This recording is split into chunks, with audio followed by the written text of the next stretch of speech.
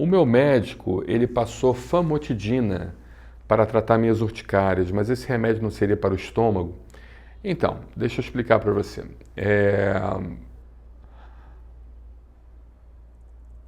Antigamente, você usava o mínimo de medicamento possível e você associava vários remédios. Tá? Então, por exemplo, a urticária, quando é uma urticária estaminérgica, onde você tem o envolvimento da histamina envolvida nessa gênese da urticária, não é uma vasculite, por exemplo, como a urticária vasculite, mas tem o envolvimento da histamina muito fortemente, você pode associar vários bloqueadores da histamina. E um dos bloqueadores da histamina é um bloqueador de receptor de histamina no estômago chamado famotidina. Você tinha a ranitidina, mas foi retirado do mercado. Você tinha a cimetidina, mas também, infelizmente, foi retirado do mercado. Mas hoje você ainda encontra a famotidina. Então, a famotidina, por sua vez, ela pode ser utilizada como terapia associada a um outro bloqueador de histamina, que são aqueles bloqueadores de segunda geração para alergia, os antihistamínicos de segunda geração. Então, por exemplo, você tem vários antihistamínicos de segunda geração. Você tem a desloratadina, você tem a fexofenadina, você tem a bilastina, que hoje, inclusive, é a medicação de escolha para se tratar a urticária.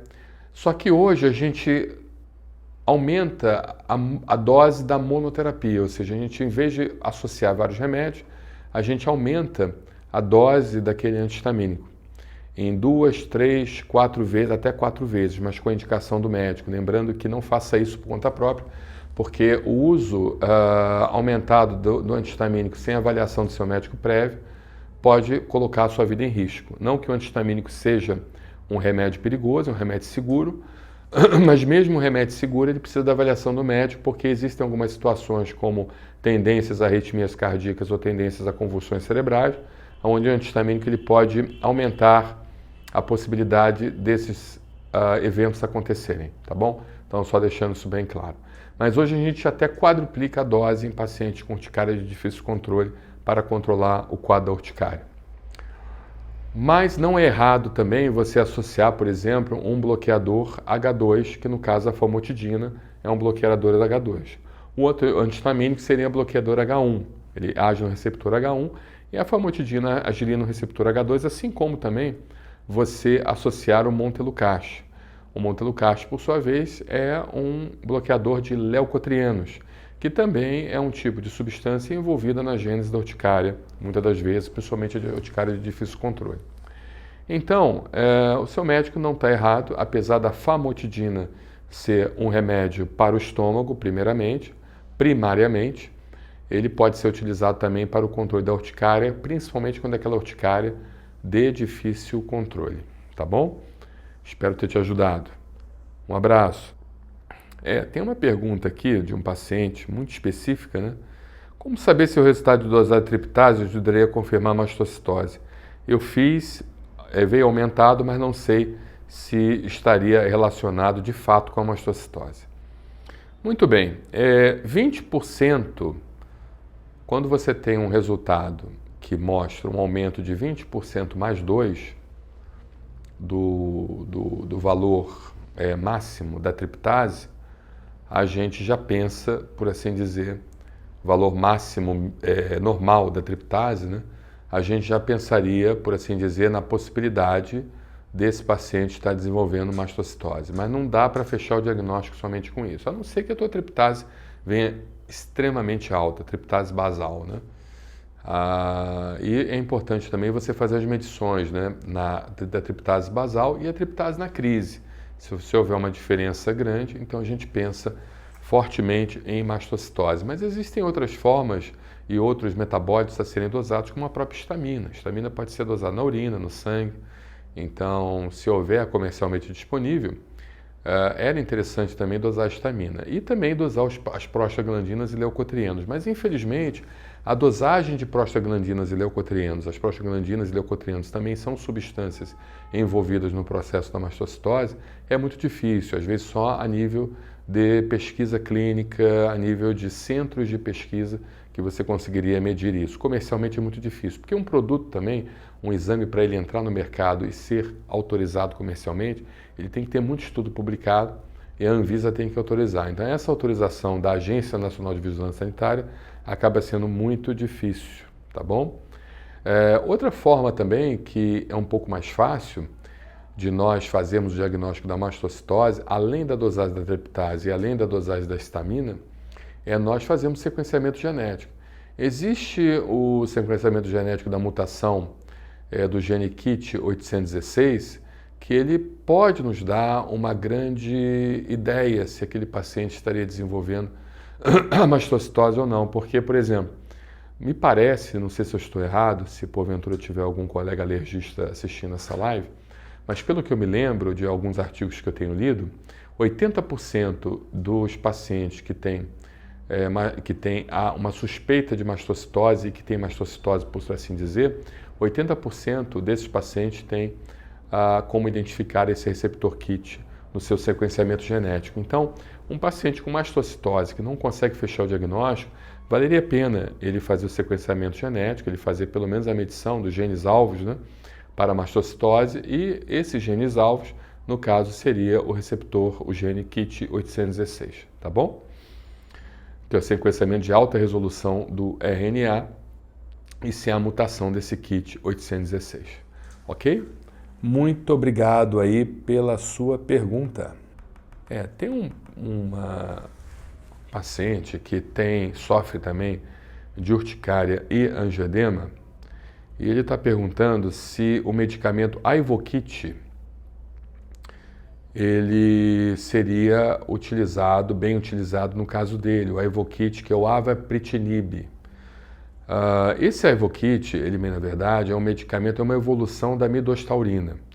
Para quem acompanha o nosso canal e quem sofre desses problemas, né, de urticária, angioedema e de mastocitose sistêmica, mastocitose primária, mastocitose secundária ou idiopática, sabe o que é a midostaurina. A midostaurina é um tipo de remédio que ela serve para bloquear o receptor KIT do mastócito. E ela, por sua vez, ela acaba inibindo a degranulação do mastócito porque ela bloqueia esse receptor KIT.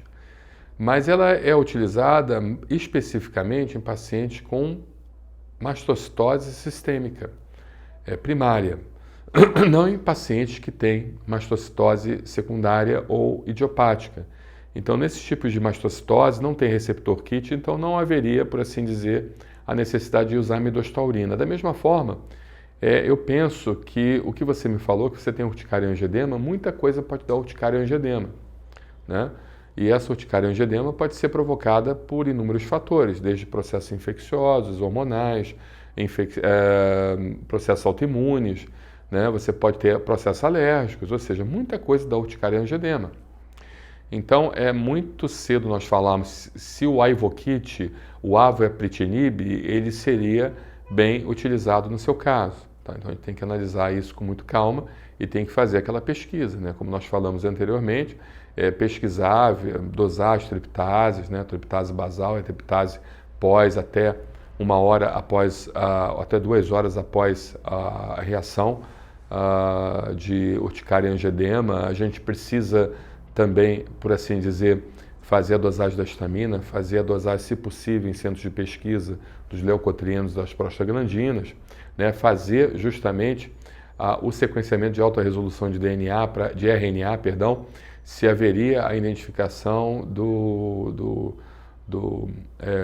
gene KIT 816, né? Para podermos ter uma ideia maior se haveria a possibilidade da mastocitose ou não.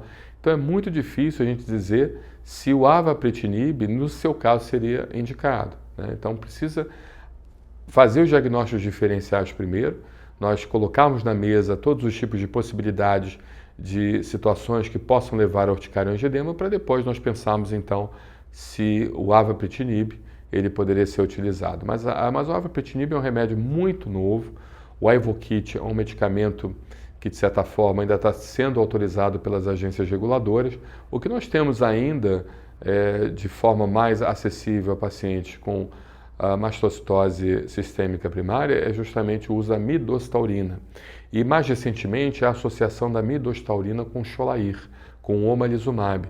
Porque a gente sabe que o omalizumab, através de reações de crosslink, ele consegue então estabilizar o receptor KIT, porque ele atua no receptor de alta afinidade do mastócito, e isso faz com que haja então uma estabilização do receptor KIT, fazendo então com que ele tenha menos degranulação do mastócito, porque há uma estabilização da membrana dessa célula que libera esses mediadores inflamatórios, tá bom? Eu agradeço aí a sua pergunta, muito boa, excelente. Tentei da melhor forma explicar. Eu sei que é um tema muito difícil, complexo, e é um tema que a gente tem que usar muito termo técnico, né? Mas caso tenha dúvida, volte lá no vídeo e certamente você vai acabar entendendo melhor e também tente fazer seu comentário aqui. Se der para nós respondermos, a gente responde, tá bom? Uma outra pergunta aqui muito importante que tem causado muita confusão nos pacientes é a questão da tal da intolerância à histamina, tá? Então, muita gente aí com suposto diagnóstico de intolerância à histamina, e isso é muito ruim porque acaba atrasando o diagnóstico adequado, né? Mas tem um paciente aqui que pergunta o seguinte: eu fui diagnosticado com intolerância à histamina e o meu médico disse para fazer uma dieta muito restritiva, não sei o que comer. Ele comenta isso, não é nem uma pergunta, ele comenta, né? Agora, o que acontece é que a gente tem que entender que o que mais importa não é a histamina que você consome, e sim a histamina que você produz. Isso é o que mais importa. Existem vários alimentos que têm histamina, como morango, tem o tomate também, se não me engano, tem histamina. Mas assim, é uma quantidade tão pouca de histamina que tem na composição desses alimentos que o nosso próprio fígado ele metaboliza rapidamente. Então, essa histamina externa é como se fosse uma gota d'água no oceano.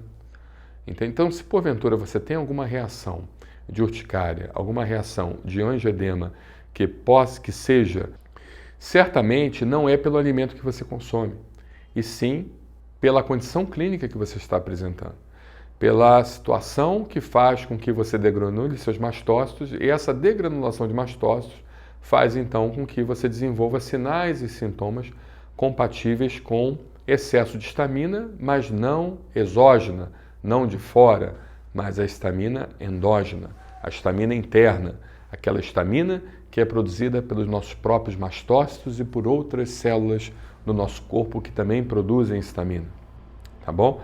Então, isso é mais mito do que realidade. Essa questão de intolerância à histamina é algo que é muito questionável isso. Aquela histamina que a gente consome, rapidamente ela é consumida, e sempre lembrem disso. A histamina que a gente consome é como se fosse uma gota em um oceano. Olha quanta água tem no oceano. Uma gotinha faz muito pouca diferença para um grande oceano. O oceano realmente que precisa ser secado, o oceano que precisa ser contido e controlado, é aquele oceano de histamina que nós próprios produzimos. Aí você tem vários tipos de doenças que podem levar a esse aumento da produção de histamina, e a gente fala muito isso, a gente exaustivamente fala sobre as inúmeras doenças. É só vocês colocarem na nossa playlist urticária e angioedema, é só vocês pesquisarem sobre SAM, S-A-M, síndrome de ativação mastocitária, primária, secundária ou idiopática. É só vocês realmente virem das reações anafiláticas que são causadas por determinadas situações, mediadas por anticorpos ou não. É essa histamina que nos faz passar situações difíceis e não a histamina que a gente come. A não ser que você, por exemplo, coma um alimento contaminado. Então, você tem os peixes cartilaginosos que eles podem estar contaminados, eles podem estar estragados, eles podem estar com toxinas dentro dele, e essa toxina, sim, aí ela tem uma quantidade muito grande de histamina, mas não é o alimento em si, mas é sim um alimento intoxicado, é um alimento estragado, é um alimento que, de certa forma, possa te levar a esse consumo de histamina de forma inadequada, né? Não é um alimento na sua forma natural, na sua forma saudável. Aí sim você pode desenvolver uma reação grave, uma histamina exógena, uma histamina de fora, mas não, por assim dizer, aquela histamina que a gente consome nos alimentos do dia a dia vai causar alguma coisa em você. 3 enzimas do nosso corpo, elas são utilizadas para metabolizar essa histamina. Então não fique preocupado em relação a isso. Vai buscar a causa correta. Eu sei que isso, de certa forma, é um mito que circula na medicina e que quem não é especialista na área, quem não estudou alergia e imunologia, como a gente, há 30 anos eu me dedico a isso, né? Eu era o único aluno da faculdade que fez alergia e imunologia e que desde o início da faculdade estudava imunologia, numa época que nem se falava imunologia, não tinha nem cadeira, não tinha nem matéria de imunologia na faculdade, nem genética, então eu estudava as duas coisas. E, de certa forma, a gente já sabe que isso aí é mito, mais mito do que realidade, tá bom?